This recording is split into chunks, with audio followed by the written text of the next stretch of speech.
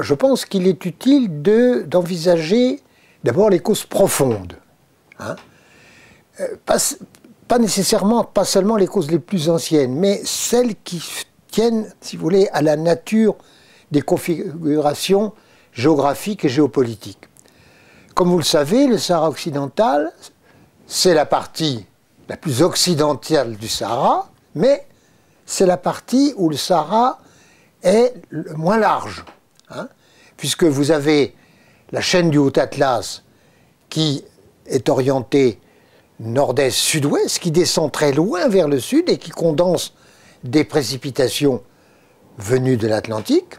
Hein, et si bien que là, on a une largeur du Sahara, si vous voulez, à peu près, je dirais, 2 fois moins grande que dans sa partie centrale et orientale. Mais la partie orientale, il y a la voie du Nil qui permet de le franchir plus facilement. On s'est longtemps représenté que le Sahara était une barrière entre le nord, avec les influences méditerranéennes, et puis le sud, avec le tropical, l'Afrique noire. En fait, ce qui est très frappant, c'est que dans la partie occidentale du Sahara, justement, les contacts entre l'Afrique tropicale et le nord méditerranéen sont très anciens. Et qu'ils ont, au moment où on va mettre en place, rechercher ces causes profondes, eu une importance considérable. Déjà, à l'époque de l'Empire romain, qui contrôlait tous les rives de la Méditerranée, il y avait des lignes de caravanes, à l'époque des chariots traînés par les bœufs, hein, le grand historien Hérodote en parle, bon, c'était les caravanes des Garamantes, qui acheminaient du sud vers le nord, toutes sortes de marchandises, et surtout l'or. Hein, l'or qui était extrait dans toute une série de petites fonds de vallée, vous voyez, par les paysans, qui, avec une corbeille, il y avait une batteuse, les techniques sont restées les mêmes, hein, livraient ça aux souverains en échange, en guise d'impôt. Et les paysans préféraient beaucoup donner de l'or, dont la valeur ne leur paraissait pas évidente, hein, plutôt qu'une partie de leur récolte. Bien. Donc ce trafic de l'or, ce trafic, le terme de trafic est un peu péjoratif, non, c'était un trafic très bien organisé, qui arrivait en particulier sur les côtes de l'actuelle Libye, hein, bon, et dans une grande ville romaine qui était Leptis Magna. Bien. Et puis ce trafic, ce commerce de l'or des Garamantes a disparu, hein, pendant plusieurs siècles. Est-ce que c'était lié à l'effondrement de l'Empire romain ou des choses qui se sont passées en Afrique tropicale? Et il va reprendre, hein, non pas dans la partie centrale du Sahara, mais dans la partie occidentale. Et pour comprendre l'importance du Sahara occidental aujourd'hui, dans les idées, dans la façon dont les gens, surtout les Marocains, se racontent l'histoire, eh bien, il faut bien tenir compte que les routes de l'or, hein, qui vont jouer dans toute la Méditerranée, même au-delà, hein, une importance, un rôle considérable, démarrent au XIe siècle, à partir des rives du Sénégal, voyez, du fait de tribus berbères, hein, islamisées, qui vont construire dans le sud de l'actuelle Mauritanie une sorte de couvent fortifié. Couvent, pourquoi? Parce que c'est des musulmans conquérants face à des païens. Hein. Bon. Alors, ils ont l'idée à la fois de diffuser leur religion et fortifier parce que la situation fait qu'ils risquent d'être attaqués. Et ce groupe de tribus, qui sont des nomades du désert, hein, des hommes voilés, hein, bon, eh bien, vont organiser, on peut dire même construire, la route de l'or du Sahara occidental qui part des rivages du Sénégal, hein, vers le sud du Maroc. Et ce premier groupe, hein, va prendre une importance politique considérable. Il va franchir le Haut-Atlas, hein, et arriver dans ce qui est déjà considéré comme le Maroc. Mais vous savez que Maroc vient du mot Marrakech. Et ce sont ce premier État, hein, qu'on va appeler celui des Almoravides, c'est-à-dire ceux du Ribat, au bord du Sénégal, qui fondent Marrakech en 1067, vous voyez, on est au XIe siècle, et qui vont jouer un rôle considérable. Ils étendent leur pouvoir sur une grande partie de l'Espagne, hein, une grande partie de l'Espagne, où ils succèdent à une dynastie qui avait échappé au massacre du premier souverain empereur arabe de Damas, les Omeyyades, qui ont été exterminés par les Abbassides de Bagdad. Et là, quelques survivants vont arriver à Cordoue. Bon, laissons ça de côté. Ça passe ensuite aux Almoravides. Et puis, les Almoravides s'étendent sur toute une partie du Maghreb. Bon. Et les routes de l'or apportent le métal précieux, on frappe monnaie, et en échange, cette monnaie, on l'échange contre toute une série de marchandises. Et cet or continue pour une part vers l'Europe occidentale, hein, vers l'Italie, et vers le Moyen-Orient. Il arrive en Égypte, il arrive jusqu'à Bagdad, etc. C'est une importance capitale. Cette route de l'or, elle aboutit, hein, dans sa partie caravanière, au sud du Haut-Atlas. Hein, au sud du Haut-Atlas, et à partir de là, les caravanes éclatent. Une des caractéristiques de ces empires, qu'on va appeler déjà marocains, puisqu'ils ont fondé Marrakech, hein, tel qu'un très grand historien qui m'est très cher, qui est Ibn Khaldoun, qui lui a vécu au XIVe siècle, c'est que ces empires, fondés sur des tribus, se disloquent d'eux-mêmes, hein, comme Ibn Khaldoun le dit, au bout d'à peu près 3 générations.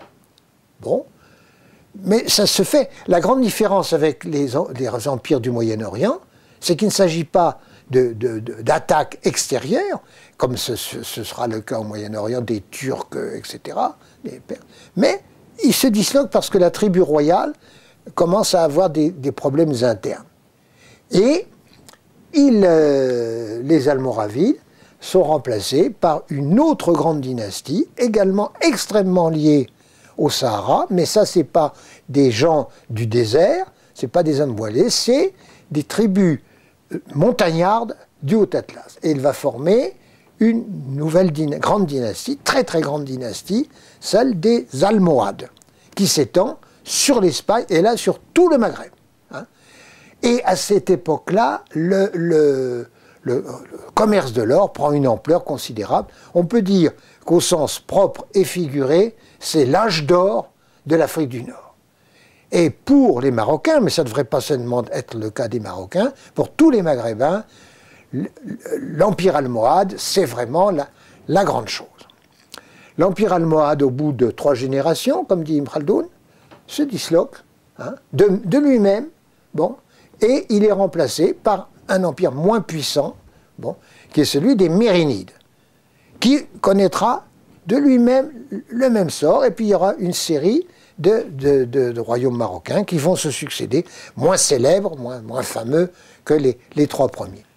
Et leur rôle sur le Maghreb sera moindre. C'est-à-dire qu'on voit, après la dislocation almohade, la Tunisie réapparaître avec un gouverneur almohade, mais qui est resté là. Et puis, au Maghreb central, un royaume de Tlemcen, un royaume de Constantine. Mais, vous voyez, l'unité du Maghreb, dont Ibn Khaldoun a constamment rêvé et essayé de comprendre pourquoi c'était disloqué. Au début du XIVe siècle, se passe un événement, on va dire géopolitique, aujourd'hui, qui n'a pas été clairement perçu, parce que les limites de l'Afrique, l'information, à l'époque, on ne le sait pas.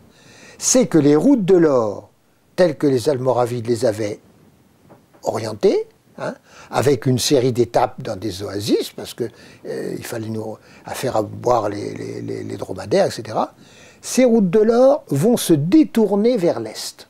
Hein, vont se détourner vers l'est, et dans la zone des savanes, et c'est sans doute dû au fait que la vallée du Nil, qui était bloquée jusque-là du fait des conflits entre des royaumes musulmans et des royaumes chrétiens, hein, ceux du Soudan, va s'ouvrir par la défaite des royaumes chrétiens du Soudan. Et à partir de ce moment-là, les routes de l'or passent par le Nil et vont arriver au Caire, vont arriver au Moyen-Orient.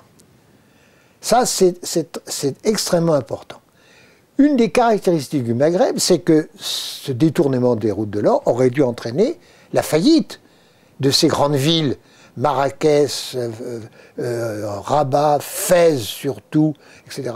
Mais, si vous voulez, la civilisation urbaine s'était tellement enracinée qu'elles vont se maintenir brillamment. Bon. Le problème, c'est que dans la partie occidentale du Sahara, hein, en particulier du côté de la péninsule ibérique, les Portugais et les Espagnols sont en train de terminer la reconquête, parce que le royaume de Grenade, qui va disparaître en 1492, n'est qu'un tout petit élément resté après la grande victoire au XIIIe siècle de Las Navas de Tolosa sur les Maghrébins, sur les Berbères, qui fait qu'en fait la couronne d'Espagne va contrôler ça.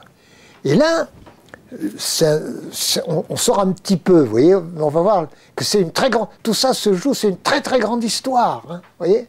Bon, c'est ça qui est passionnant. C'est que les Portugais, qui étaient proches du détroit de Gibraltar, et qui avaient profité de ce trafic, de ce commerce de l'or, se disent, mais enfin, qu'est-ce qui se passe? Qu'est-ce qui se passe? Pourquoi il n'y a plus d'or, hein? Et je dis, c'est bizarre, parce que est-ce que l'or a disparu? C'est épuisé? Non, puisqu'il n'y a jamais eu autant d'or qui arrive au Caire. Hein? Il y en a bien davantage qu'autrefois. Alors, ils se disent, il se passe quelque chose. Et vous avez, aux Baléares, une famille qui a duré, dont le père, le grand-père, etc., des cartographes, des géographes juifs, les Cresques, hein, qui se disent, au fond, est-ce que les routes de l'or ne se seraient pas détournées vers l'Est, hein? C'est une idée absolument géopolitique, vous voyez, parce que tout ça se joue avec des rapports de pouvoir. Et ils se disent tout de même, etc.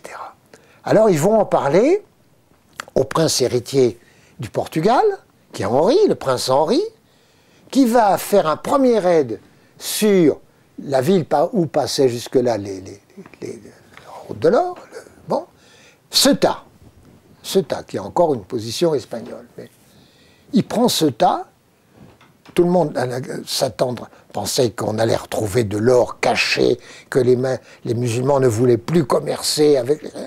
Rien. Et ça renforce l'hypothèse des Cresques. Et là, Henri le Navigateur va se dire, faut aller voir, qu'est-ce qui passe? Et c'est là qu'il va commencer à envoyer, le long des côtes du Sahara occidental, puis de l'Afrique, une série d'expéditions qui mettent beaucoup de temps parce qu'on ne connaît pas, et puis on est poussé par les alizés, c'est-à-dire les vents du nord-est, et les équipages, comme les commandants, se demandent comment on va rentrer. Hein. Bon, donc, j'abrège certains détails. Et ils vont commencer à faire le tour de l'Afrique, mais ils ignorent que l'Afrique s'étend vers le sud. À partir d'un certain moment, le commerce venant de l'Inde, il se dit on va continuer de faire les Indes. Puis vous avez un certain Christophe Colomb qui se raconte que pour aller aux Indes, hein, eh bien, le plus simple, ça serait peut-être d'aller plein ouest. Ce qui, pour l'époque, est quelque chose d'extraordinaire, puisqu'on imagine que le monde est plat. Hein, plat. Donc c'est un choix fou. Et ça va aboutir, hein, ces histoires de routes de l'or qui se détournent, aux grandes découvertes, à la découverte de ce qui s'apparaîtra l'Amérique. Vous voyez, c'est des histoires d'une extrême importance. Mais revenons sur nos affaires des Marocains et du Sahara occidental. Maintenant, vous voyez, on a mis en place le passé. Et ce passé-là, les Marocains, plus que jamais, en parlent entre eux. Hein, en parlent. C'est des histoires qui ne concernent pas directement ce qu'on appellera les Algériens, à partir de la conquête française. Puisque c'est avec la conquête française qu'on se met à parler de l'Algérie. Jusque-là, c'était les provinces de l'Empire ottoman, le beylik d'Alger. Mais il y avait plusieurs beyliks, il y avait le beylik de Constantine, etc. Donc pour les Marocains, c'est très important. Et pendant l'époque du désordre de l'Empire marocain, ils se rendent bien compte qu'il faut tout de même qu'ils se modernisent. Hein. Ils ont vu les Français conquérir en Algérie, ils se rendent compte, au moment où Abdelkader était venu se réfugier chez eux, qu'ils ont des armes dérisoires face aux... Hein. Donc ils disent, il faut qu'on en achète. Mais pour en acheter, il faut avoir le droit de commercer avec les Occidentaux. Jusque-là, il y avait un certain nombre de dignitaires religieux qui disaient, non, non, on ne commerce pas avec les chrétiens. Et puis il faut avoir de l'argent pour acheter. Hein. Par conséquent, il faut ouvrir le commerce. Mais ouvrir le commerce, ça veut dire qu'il faut gérer l'emploi. On emprunte. Vous voyez, le commerce, les Anglais ont été les premiers commerçants pour venir vendre aux Marocains du thé qui vient d'Inde. Hein. En Algérie et au Tunisie, on ne buvait pas de thé, on buvait du café venant des Turcs, d'Arabie. Mais les Marocains, eux, ils passent au thé. Et les Anglais leur vendent des théières fabriquées en Angleterre. Vous voyez, ça commence comme ça. C'est un peu ridicule. Mais le sultan et ses dignitaires contractent des emprunts, évidemment qui étaient très favorables aux banques européennes, et ils s'endettent de plus en plus. Bien. Et puis finalement, on va en arriver au fait que l'État marocain s'est tellement endetté, hein, que les puissances européennes, qui sont rivales les unes des autres, vont mettre leur contrôle de plus en plus, et on va en arriver au protectorat de 1912. Là, on pourrait dire, tout ça, ça ne concerne plus le Sahara occidental. Eh bien, pas du tout. Pas du tout. C'est une chose que j'ai repris, qui était connue, mais des historiens très, très pointus. Bon, mais c'est que, au moment où Lyautey arrive au Maroc, il n'aurait pas dû venir d'ailleurs, parce qu'on s'imagine que le passage du protectorat va se faire très tranquillement, comme ça avait été en 1881 en Tunisie, hein, et où on avait mis un résident général en Tunisie. D'abord on avait mis un militaire, puis après on avait mis des diplomates, et normalement ça aurait dû être le résident général de Tunisie qui venait à Fès, puisque Fès, après des péripéties, était revenu capitale, car une des plaies des dynasties musulmanes, c'est la polygamie.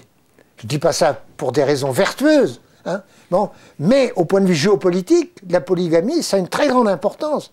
Parce que quand un souverain meurt, étant donné qu'il a plusieurs épouses, mais ces épouses, il ne les a pas pris au hasard, ils ont été pris dans des grandes tribus sur lesquelles il s'appuie. Hein. C'est ce qu'on appelle son markzen, son appareil d'État. Ce sont des alliances, tout à fait. S'il veut des favorites, il en attend qu'il en veut, mais ça c'est des... Bon. Et à la mort de chaque souverain, eh bien, il a plusieurs fils aînés dans chacune des familles. Bon.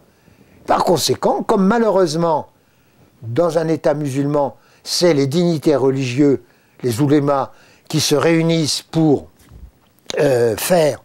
élire, il y a une conception théoriquement démocratique du pouvoir, pour élire le nouveau souverain, eh bien, il y a des batailles continuelles entre les demi-frères, hein, ou même les frères du précédent roi, et ils se tournent chacun vers les tribus pour leur promettre, si ils sont élus, monts et merveilles. Vous voyez ?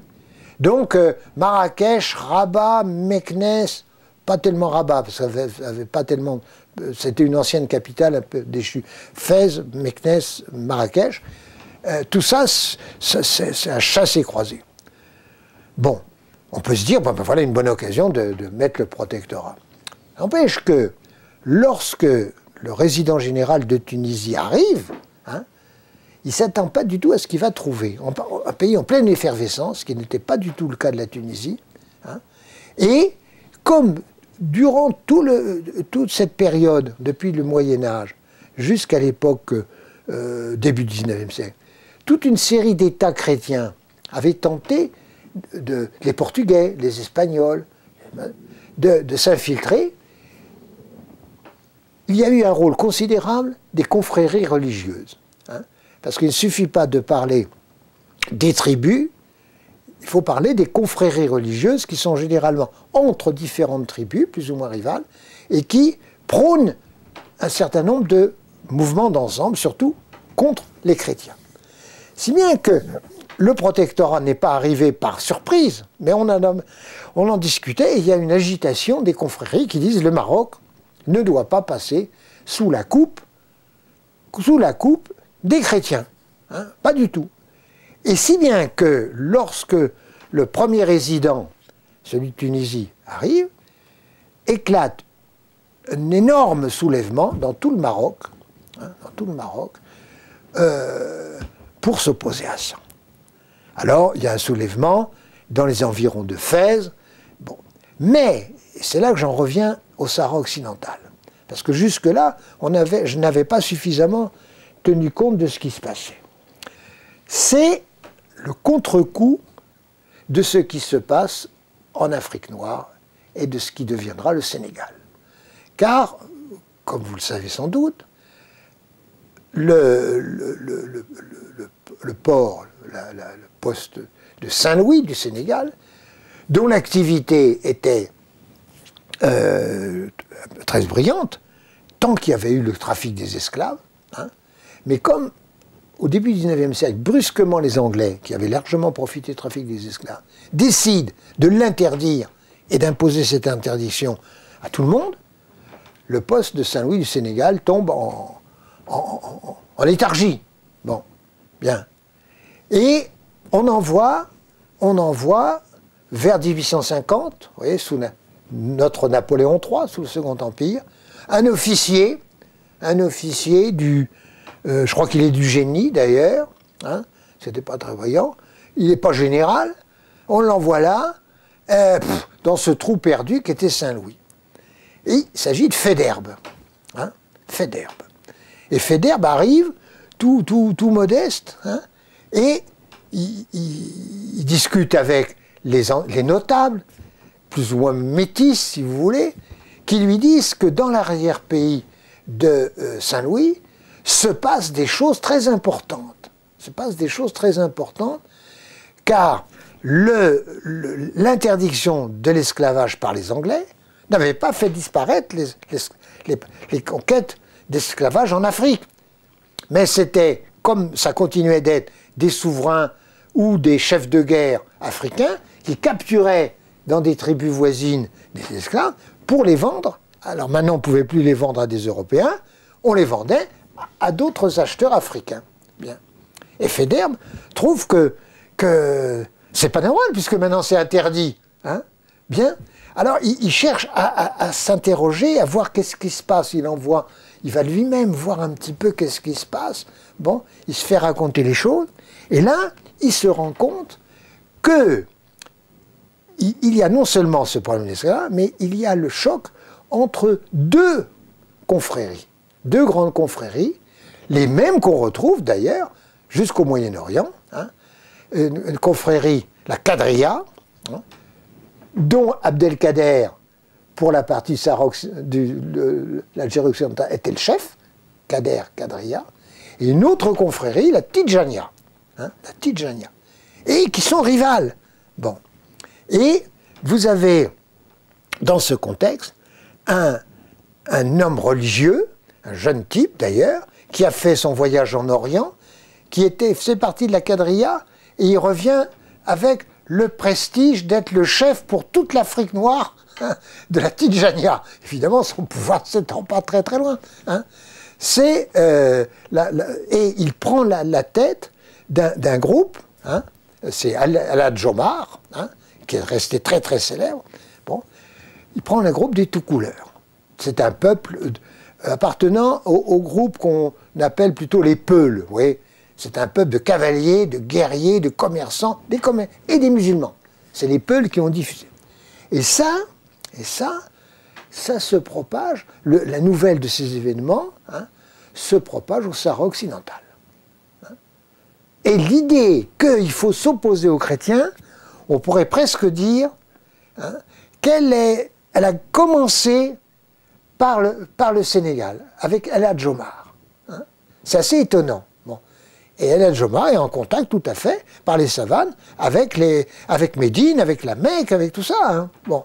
Et alors, dans la partie du Sahara occidental, qu'est-ce qu'il y a comme population?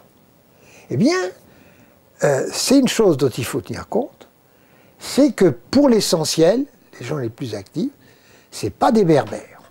Hein, c'est pas des Berbères, plus ou moins métissés de noirs, comme c'était jusqu'à présent. Bon, vous savez que les Touaregs, par exemple, sont des Berbères, d'autant plus métissés de noirs qu'un chef Touareg épouse les filles de souverains noirs. Hein, donc ses fils sont noirs. Mais les Touaregs considèrent qu'ils ne sont pas des nègres, qu'ils ont le teint un peu bronzé, un peu plus bronzé. Donc, car au XVe, XVIe siècle, sont arrivés d'Orient, hein, pour des rivalités locales de pouvoir, des tribus arabes, c'est-à-dire parlant l'arabe d'Arabie. Hein. C'est pas comme au XIe siècle étaient arrivés les fameux, parce que dans l'histoire du Maghreb on leur donne une place importante, les Hilal et les Solaim, mais qui étaient des tribus dont on a soi-disant considéré comme des envahisseurs conquérants. Non, ils n'ont pas l'importance qu'on leur a donnée. Et ce qui fait qu'encore aujourd'hui, tout le nord du Sahara, hein, toute la partie nord du Sahara, au sud, est occupée principalement par des populations arabes. Arabes parlant l'Orient. Hein. En Algérie, vous avez les Chambas, hein, bon, sur lesquels les Français ont construit les fameuses compagnies sahariennes, hein, et qui ont mené une guerre assez dure contre les Touaregs, qui eux descendaient vers le sud. Enfin bon, il y a eu des épisodes compliqués. Et vers l'ouest, c'est les Rigibats. Et parfois, on entend parler que les Rigibats sont des Berbères. Oui, peut-être quelques fractions dominées par les autres. Mais c'est une grande confédération de tribus arabes.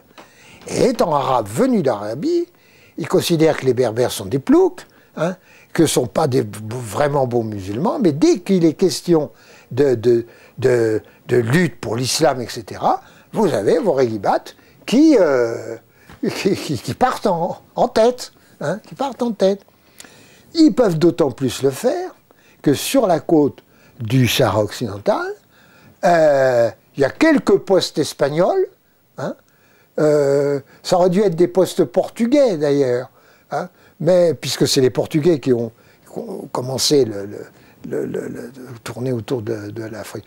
Mais enfin, je passe sur les détails. Il y a mais les Espagnols, ça ne les intéresse pas du tout. Hein. Ce qui les intéresse, c'est le Mexique, c'est le Pérou, c'est les Antilles, mais le Sahara occidental, maintenant qu'il n'y a plus de route de l'or qui passe, ça ne les intéresse pas. Donc, ces postes espagnols sont là où on y envoie les officiers qui ont vraiment fait de troupes de pertes au jeu, ou des choses comme ça. Bon. Et c'est bien que même sur la côte, les Rigibats font ce qu'ils veulent, et les Espagnols ne s'occupent absolument pas.